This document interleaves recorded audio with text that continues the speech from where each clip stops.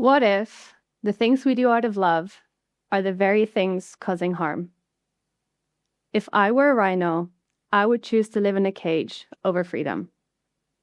Every time. I know, awful, right?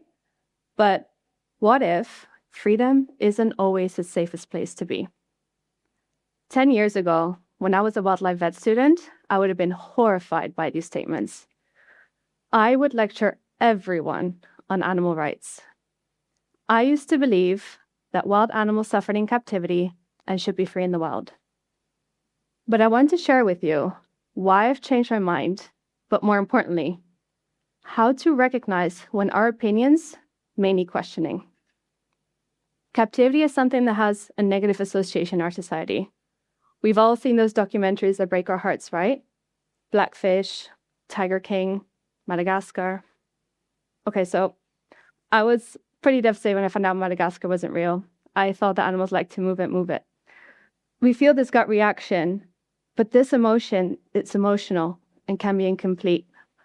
Uninformed compassion can be dangerous, and we see it constantly. Just look at social media. Remember Cecil the lion? He was killed by a trophy hunter, and there was this massive outrage on social media. Sounds good, right? Except what people didn't know was that most hunting fees were funding anti-poaching units and local communities. So when the money stopped, poaching increased. Our gut reaction to save animals actually ended up getting more animals killed. So I walked into my first day of my zoo internship, expecting to be proven right that captivity was evil. I was half expecting to be smuggling rhinos out of my backpack by the end of it. One of the first animals I met was called Isidro. As we approached the enclosure, the zookeeper called out his name, and a 4,000-pound rhino came trotting over like an oversized puppy. Through the fence, the zookeeper cleaned his eyes and caressed his face.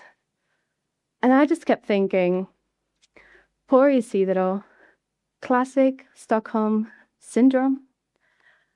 And then noticed that his ankle was swollen and infected. And as the zookeeper was pampering him, the vet quietly knelt down and cleaned his wound.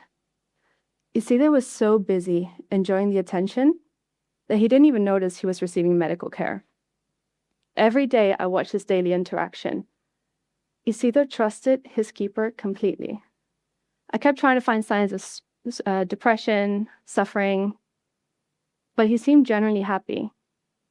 And that was my first lesson, that captivity is not all evil. With proper care, they can live a good life. But I dismissed it. Surely the life in the wild is still better, right? Growing up, I was obsessed with the savannah and the Lion King.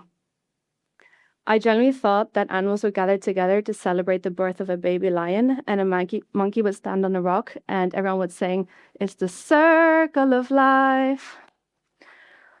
I then remembered my zoo internship the summer before in Kenya. I expected to find paradise. Instead, I found animals fighting a battle they couldn't win. One day we received a call. A helicopter pilot had spotted a dead mother rhino with her horn cut off and her baby curled up beside her body. The baby was only a few weeks old and depended on milk that only she could provide.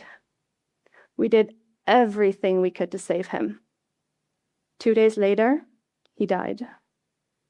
But the most shocking part is, this is not unique. This is actually very common across certain regions of Africa.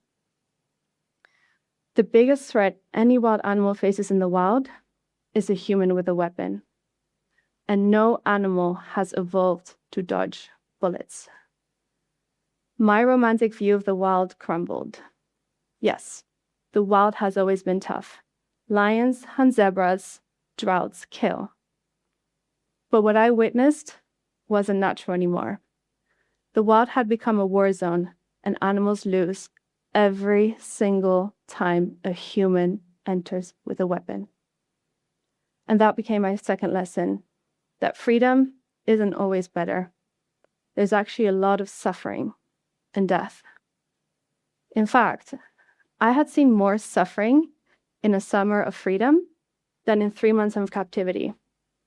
And I was starting to realize that What feels compassionate can kill, and what feels cruel can save. But my personal experience wasn't enough for me to truly confront my views on captivity.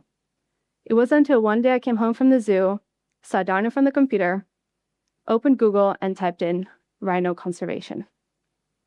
That's when I learned about a rhino called Sudan. Sudan is probably the most famous rhino in the world. Think George Clooney in his Bachelor Prime, the most eligible bachelor in the world. Except that Sudan's bachelor status was because he was the last male northern white rhino on Earth. The very last one.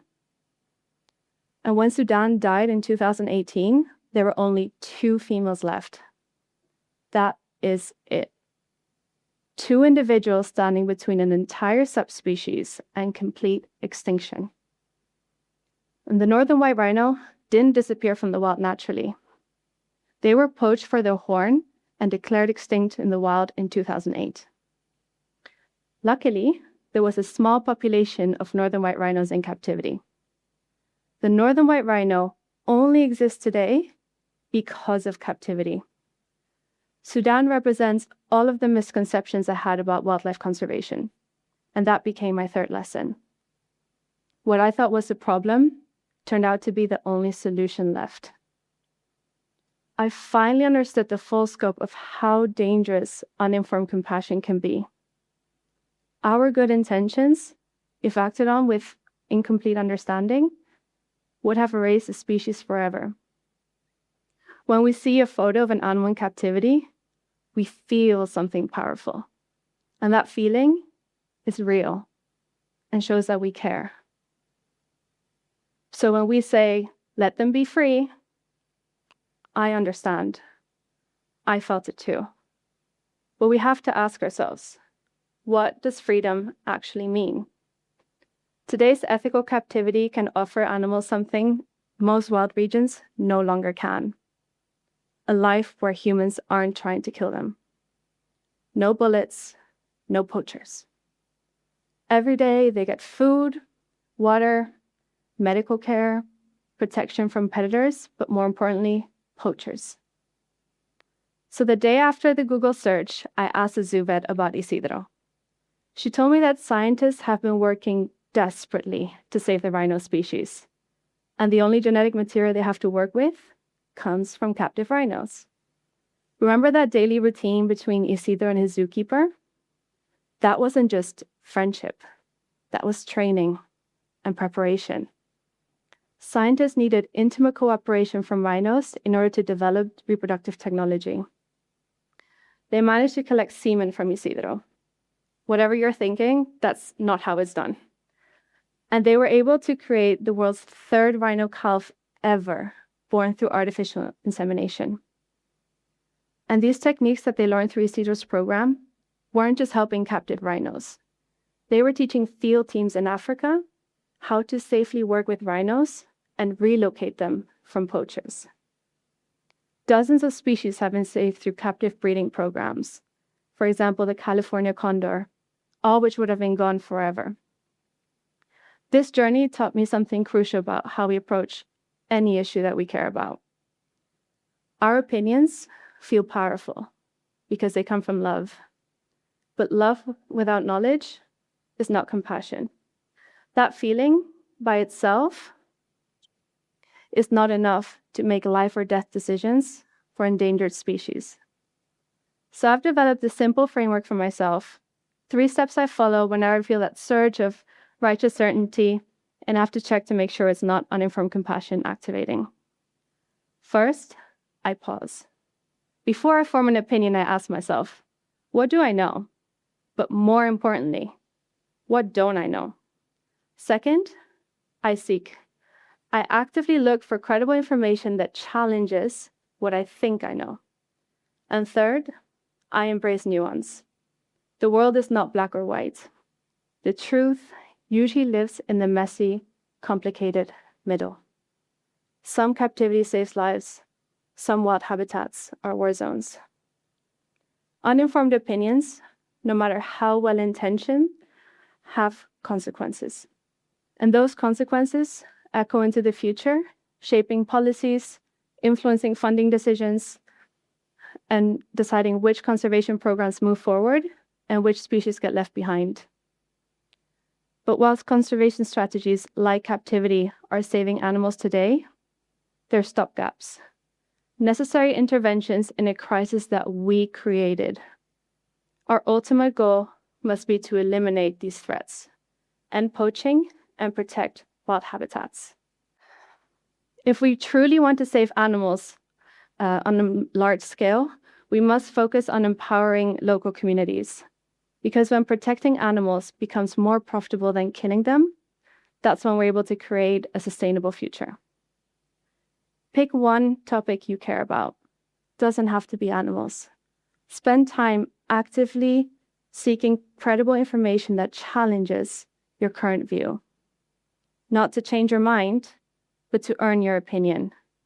To make sure that your passion is based on knowledge and not just feeling. Compassion matters, but compassion without understanding can harm what it hopes to protect. Care enough to learn more. Care enough to question yourself. Because the most dangerous opinion is not the wrong one. It's the uninformed one. Thank you.